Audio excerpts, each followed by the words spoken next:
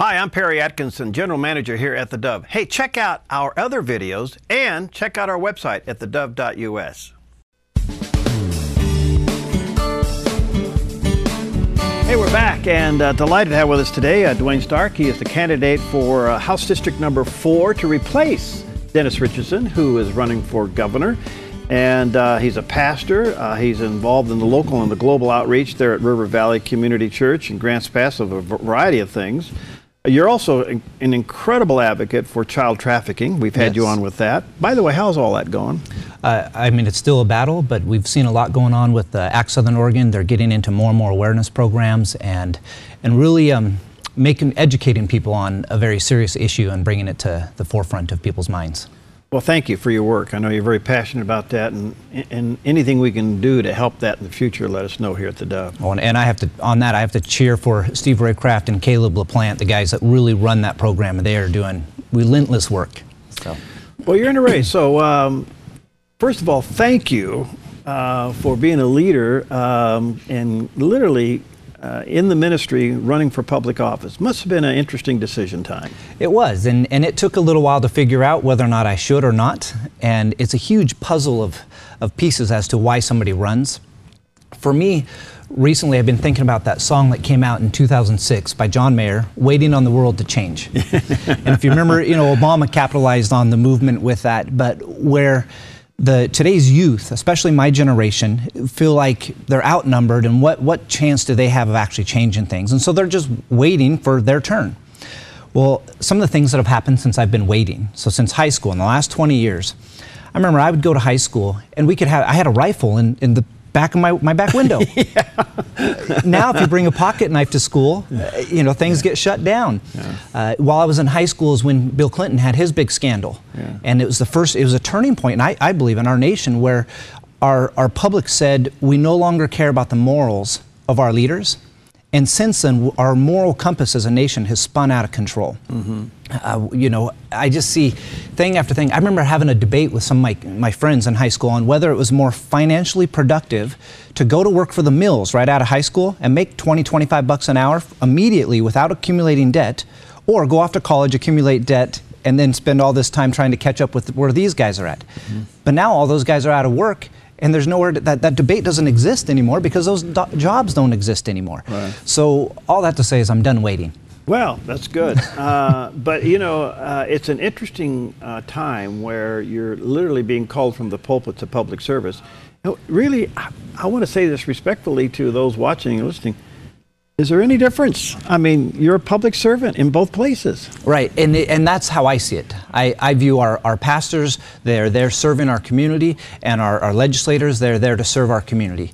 And what you speak on, much of it should be the same. And when it all comes down to, I mean, you can nail just about any issue down to a heart issue. And so I feel like, I've been speaking to the heart issues for a long time. Well, let's talk policy issues and how that reflects in policy. All right, so as you've been campaigning and you're coming down to the last go around here, your district takes in, it's kind of interesting, you do take in part of this area, Old Grants Pass down. It's kind of an odd district, isn't it? It's pretty much the entire rural space between Medford and Grants Pass. It hits Eagle Point, Central Point, White City, Gold Hill, Rogue River, and then it has these fingers that reach into Josephine County. Which I live in one of those fingers. So about a third of the voters are in Josephine County. And yeah, it has a huge mixture of people. All right, so as you've been campaigning, how would you prioritize the concerns of your constituents? The concerns of my constituents, I mean, those are always the same. People talk about jobs, education. How do we educate our youth and get them to stay here? That's a huge public safety, that even though that's a bigger issue in Josephine County, the fallout is hitting Jackson County as well.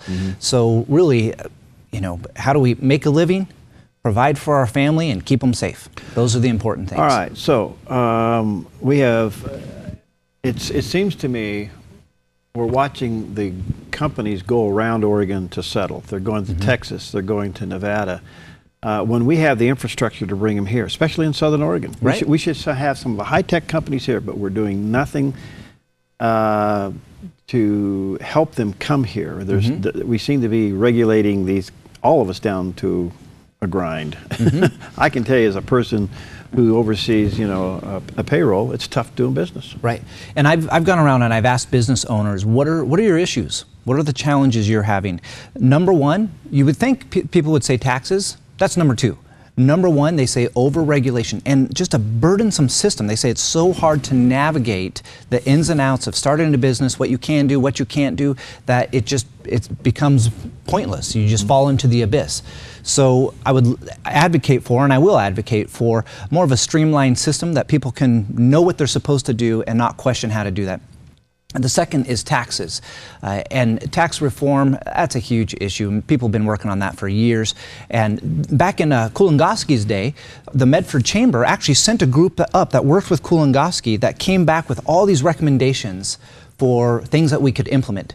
Kulingoski didn't implement any of those, and Kitts Harbor implemented a couple of them. And so I'd like to go back through that list and figure out how can we actually help them tax-wise, but really tax stability. That's one of the complaints, is they say if a big company comes in, if they're going to plant roots here, they don't know what's going to happen next session. There aren't any promises to actually make it so that in 10 years it's profitable, and a good business planner plans long-term like that. And then the third is really government overreach, where we're starting to see this. We've seen this in Portland and Eugene, where the government is now starting to stick its fingers into the day-to-day operations and tell employers how they have to pay people, what time off they have to give people, all of these things that really should be left up to the businesses to decide. All right, we're going to run out of time, but let me just go through a couple of the hot measures with you. First of all, the driver's card. I think it's Measure 88, if I remember right, the number's right, whether or not illegals should be given a driver's card, whatever that is. I don't believe they should be. If you're not here legally, I don't think you should be driving and call it legal. Okay. Measure 90, open primaries. When I was chairman of the state for 4 years, I fought this like crazy, and yet some major candidates believe in it, but most parties are saying no to it. I'm a no person on that. I view that as, you have these people, so if you're going to go to war with someone, you remember the days where everyone would send out their own champion? And you choose your champion, they choose their champion? Well, that's what the party system is about. You get together as a group and you choose your champion. Right. And so why would you choose the opposite side to pick both champions? Measure 91, marijuana. I'm opposed to it. I think marijuana, for the most part, just dumbs us down, and I don't think we need to dumb down our citizens. And the GMO, very controversial. It's not the same. It's not the same measure that was here in Southern Oregon. It's a little bit different. Now, because it's about labeling. Right. And so the labeling issue, I have some concerns with that. I have some concerns with the way that it's written and whether or not that really makes things more clear for people. And this is one of those issues that there are passionate people on both sides of the aisle, people that we know and trust on both sides. So it'll be interesting to see how that turns out in the public, because they get to vote on it. All right. All right. Well, best to you. We're down to the last few days, and if he shows up at your door, he's a good guy. But he's running for the seat that's being vacated by Dennis Richardson, who's running for governor, and that's House District number 4. Thanks, Duane, for coming in. Thank you for having me. I appreciate being being here.